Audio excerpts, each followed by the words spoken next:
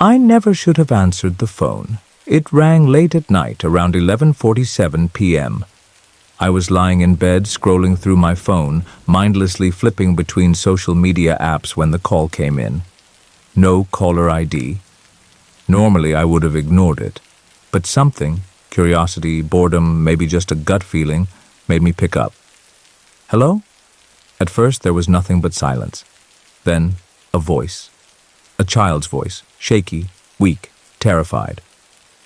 Dad? I sat up immediately. I don't have kids.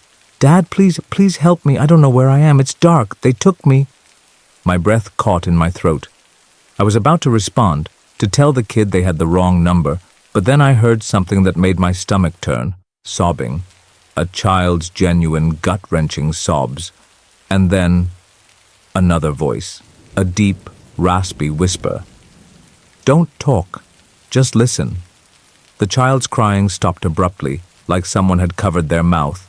My body tensed. I wasn't sure why, but a cold, creeping dread spread through me. Who is this? I demanded. The whisper continued, calm and precise.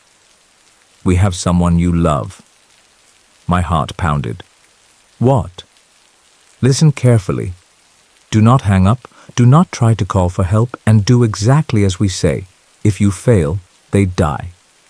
A chill ran down my spine. It had to be a scam. Some dark web prank call trying to extort money. But they had my number, and the kid, his fear, his voice, it sounded too real. I swallowed hard. Who do you think you have? There was a pause. Then the whisper returned, more deliberate this time. Check your email. I hesitated, then grabbed my laptop from the nightstand. My hands trembled as I opened my inbox.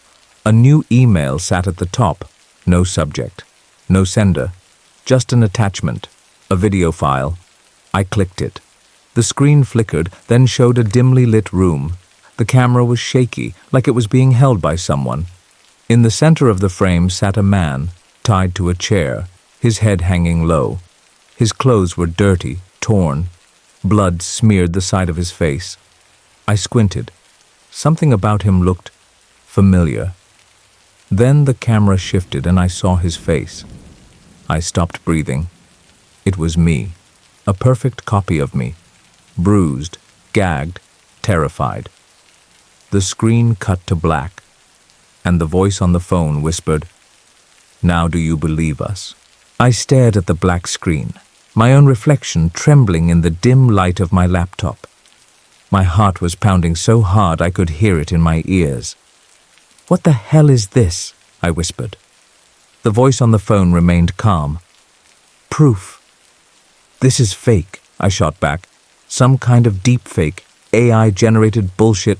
"Is it?" A ding sounded from my laptop. Another email, another video.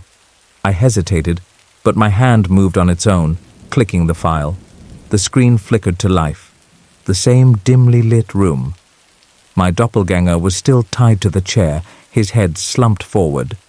Then, without warning, a gloved hand reached from off-screen and grabbed his hair, yanking his head up.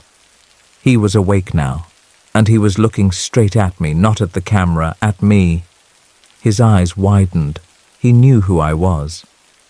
Then he started screaming, muffled, panicked screams behind a gag, thrashing in the chair.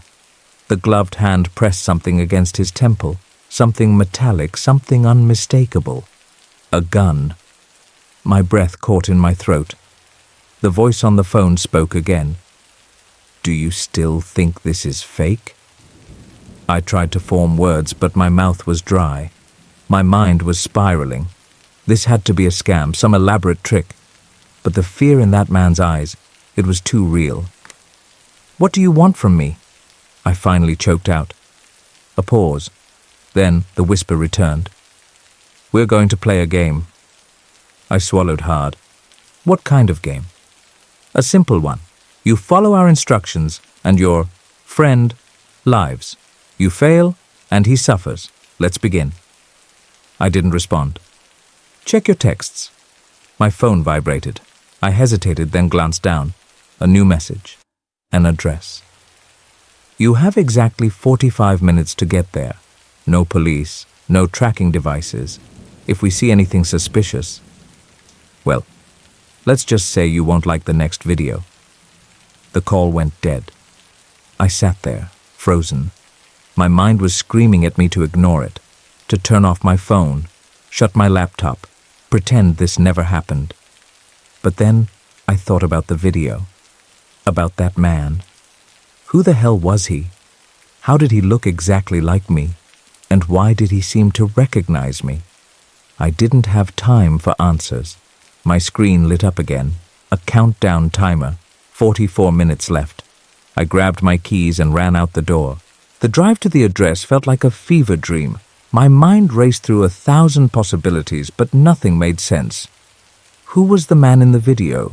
Was this some elaborate identity theft scheme? A black market organ trade? Some twisted deep web experiment? The timer on my phone ticked down. 6 minutes left. I pulled up to the location, a rundown warehouse on the outskirts of town. The kind of place where bad things happen. The lot was empty, but the metal doors were slightly open. I stepped out of the car, heart hammering in my chest. As I approached, my phone buzzed again. Another text. Come inside, alone. I pushed the doors open. The air was thick with the stench of oil and rust. The dim glow of a single hanging light bulb illuminated the center of the room. And there he was, the man from the video. He was tied to a chair just like before, except now. He was awake, staring directly at me. My breath caught in my throat. His face, my face, was battered and bruised, but there was no mistaking it. It was me, or at least someone who looked exactly like me. Before I could speak, footsteps echoed behind me. I turned sharply. A tall man in a dark suit emerged from the shadows, his expression eerily calm. "You're late," he said. I swallowed. Who the hell is this? I gestured to the man in the chair. The suited man smiled. "You." My blood ran cold. "That's not possible," I snapped. "This is some kind of sick joke." The man in the chair, my double, let out a hoarse whisper. "Don't trust them." Before I could react, the suited man pulled out a gun and pressed it against his head. "No more talking," he said smoothly. Then he turned back to me. "You have two choices." I stiffened. You take his place or you walk away and forget everything. A cold sweat broke out on my skin. What the hell does that mean? The suited man tilted his head. Think about it. You've felt it before, haven't you? That sense that something in your life is wrong? That gaps in your memory don't quite add up? That sometimes when you look in the mirror, it doesn't feel like you're the one looking back? I said nothing. The man in the chair, my copy, started struggling, his eyes filled with sheer desperation. "Please," he rasped, "you don't understand. You are never supposed to wake up." A chill ran down my spine. The suited man sighed. "We keep things simple. One of you walks out of here. The other stays. It's a necessary reset." My head swam. This wasn't just a kidnapping. This was something far worse. I turned back to the man in the chair. He was crying now, terrified. Because deep down I knew I didn't remember this place, but he did. I was the replacement. I wasn't the original. The suited man placed the gun in my hand. "Decide." I stared at the weapon, my entire body trembling. My double was shaking his head, tears streaming down his face. "Please," he whispered, "you don't have to do this." But maybe I did. Because if I didn't, what if they erased me instead? I closed my eyes, took a deep breath, and pulled the trigger. A moment of silence. Then a new video file appears in an inbox. A man tied to a chair, bruised, gagged, terrified, a perfect copy.